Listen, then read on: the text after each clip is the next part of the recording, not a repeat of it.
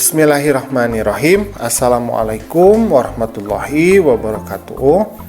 Pada kesempatan kali ini kita akan belajar di kelas 7 babnya yang ke-10, yaitu materi Islam memberikan kemudahan melalui sholat jamak dan qashar. Adapun submateri yang akan kita bahas adalah aku ingin tahu ketentuan sholat jamak. Tetapi sebelumnya, bagi kamu yang belum subscribe, silahkan subscribe dulu ya. Pencet tombol like, kemudian share channel Guru Cerdas.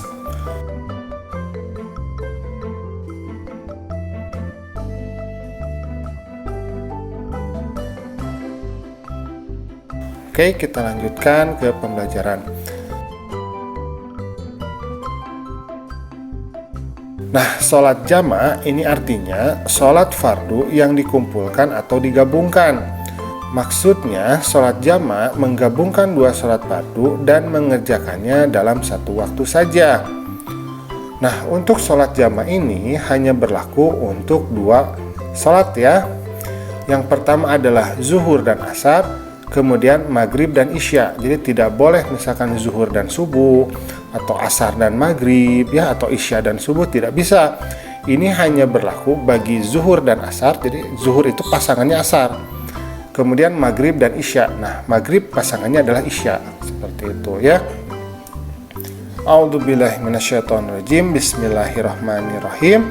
An Anasin radhiyallahu anhu qala kana an-nabiyyu sallallahu alaihi wasallam idza arada ay yajma'a baina sholataini fi safari akhara zuhra hatta yadkhula awwalu waqtil asri thumma yajma'u bainahuma, rawahu Muslim.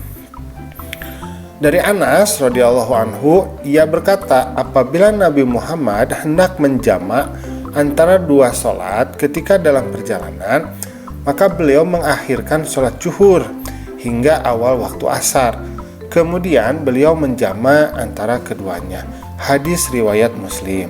Nah, sholat jamak ini maka kita bisa pisahkan menjadi dua. Yang pertama adalah ada sholat jamak takdim, kemudian yang kedua adalah ada sholat jamak takhir. Nah, kalau jamak takdim itu artinya sholatnya itu disatukan dalam sholat yang pertama. Misalkan kita mau menyatukan antara sholat zuhur dan sholat asar, maka kita sholatnya di jamaknya itu atau disatukannya di waktu zuhur. Nah, itu kita namakan sebagai jamak takdim. Nah, kalau jamak takhir, kita menyatukan sholatnya itu di sholat yang kedua atau di sholat yang akhir. Misalkan kita mau menyatukan antara sholat zuhur dan sholat asar, maka kita melakukannya, menggabungkannya ya, atau menjamaknya di waktu sholat asar. Nah, itu kita namakan sebagai jamak takhir. Nah, kemudian ada syarat-syarat untuk melaksanakan sholat jamak.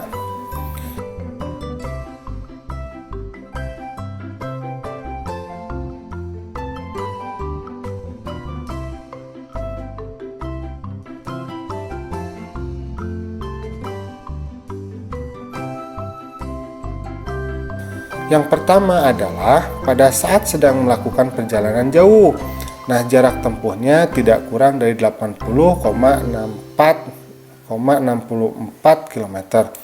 Jadi kalau kita sedang musyafir, maka kita diperbolehkan untuk melakukan jamak ya, atau menggabungkan sholatnya.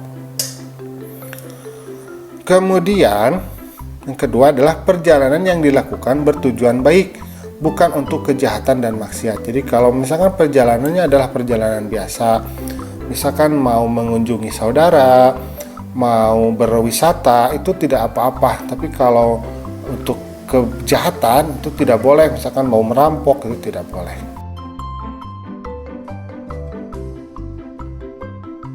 Yang ketiga adalah dalam keadaan sakit atau dalam kesulitan.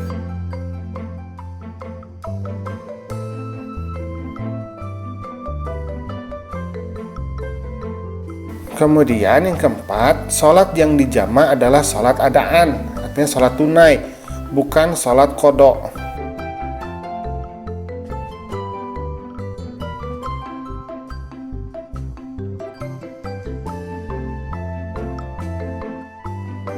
Kemudian yang kelima, berniat menjamak ketika takbiratul ihram.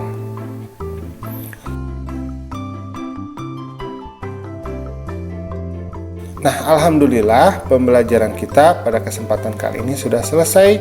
Terima kasih ya sudah mau menyimak. Assalamualaikum.